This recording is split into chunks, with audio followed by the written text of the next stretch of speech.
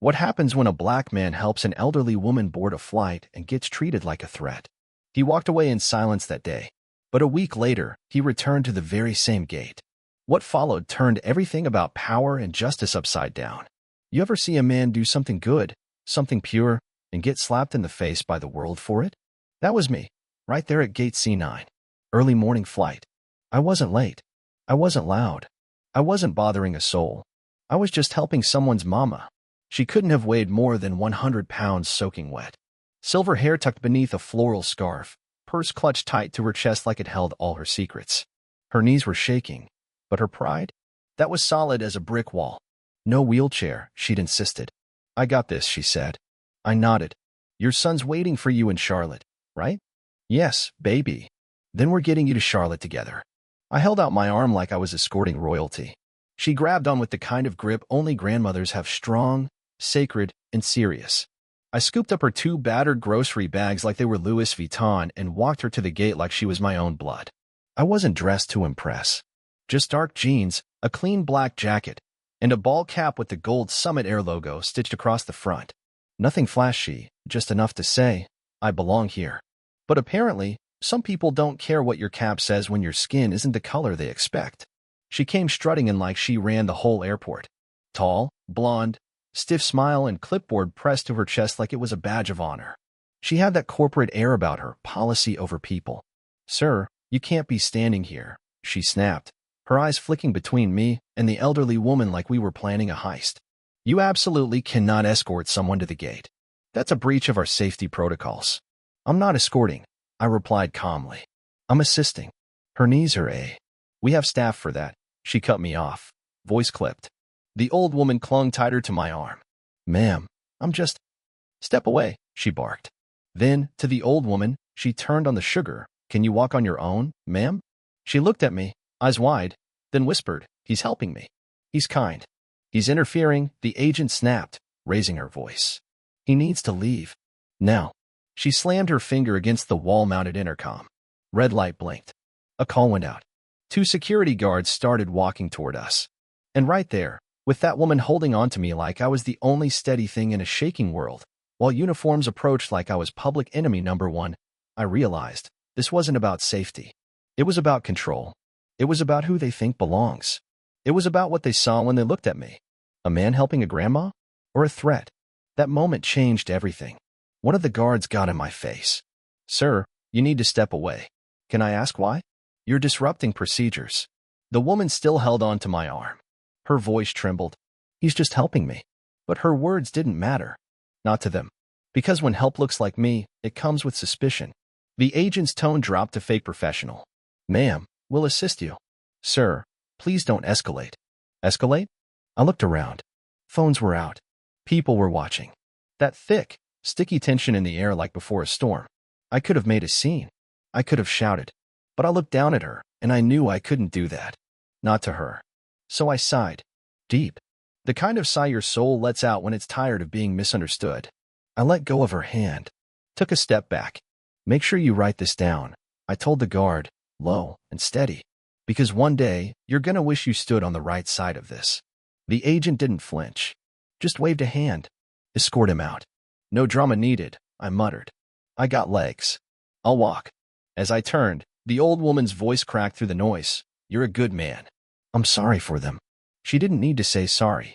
She was the only one who didn't. What happened next? That was the turning point. I didn't pace. Didn't rant. Just sat near the window, sunlight spilling in like a lie trying to make the world look better. I pulled out my tablet. No yelling. No dramatics. Just truth. A woman in a red hoodie had filmed the whole thing. From behind us. Clean shot. Clear audio. Every moment. Me helping her. The agent snapping. Security rushing. I found the video. Opened a blank email. Subject. We have a situation. I wrote it plain. Just facts. No emotion. Attached the clip. Hit send. 1 minute later, buzz. Another. Then a call. Where are you? A woman's voice asked. Terminal C. Near the window. Stay put. We're on our way. 10 minutes passed. She approached like a decision made flesh. Mid-40s, navy suit, no-nonsense stride. Didn't introduce herself. Just handed me a badge. Operations, it read. You want to make this official? I asked, slipping it on. She nodded. She did this in front of passengers. Phones were out. Videos already circulating. We don't have time to play slow. Good, I said. I'm tired of slow. Melissa, the agent, was still by the gate, gloating with two colleagues. Perversion? I was a rule breaker. Then came the shift. A man in a gray blazer walked up. Melissa, meeting room 4. Urgent. She frowned. Now. In the room sat me, the ops manager, a legal rep, a PR exec. 4th seat? Hers. She walked in, confused. You denied assistance to a man helping a passenger, the manager began. He wasn't authorized. Based on what? The legal rep cut in. His looks? Melissa blinked. The PR exec added, we have footage from multiple angles. It's not a good look. Silence. You're suspended, the manager said. Effective immediately. Pending full investigation. Her face fell. 10 years on the job, and now she had nothing to say. Meanwhile, a smaller meeting was unfolding elsewhere. Lauren Wilkins, me, stood before the VP of Risk, HR, PR. We're offering suspension, sensitivity training, an apology, and a voucher for the elderly woman, the HR rep said. I shook my head. She didn't need a voucher. She needed an arm. And I gave her mine. And for that, I got humiliated. Lauren, PR asked, what are you asking for? I'm not asking, I said. I'm handling this personally. Silence. The VP nodded slowly. The message was clear. No permission needed. Next morning, 7:08 a.m., inboxes across the company lit up. Subject, immediate action required. From Office of the CEO. I will be personally reviewing every detail of the incident at Gate C9. All staff involved must complete mandatory anti-bias and ethics training. Summit Air will not tolerate behavior that undermines the dignity of our passengers. Signed, Lauren Wilkins, CEO. 1 week later, I returned to O'Hare. No fanfare. No cameras. Just me. Same floor. Same air. Same gate. But now, no one stopped me. I wasn't an intruder. I was a standard. I was the reminder. Then it happened.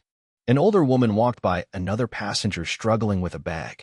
And before I could even move, a young staffer rushed over to help. Smiled. Held out his hand. She smiled back. That was it. No big statement. No applause.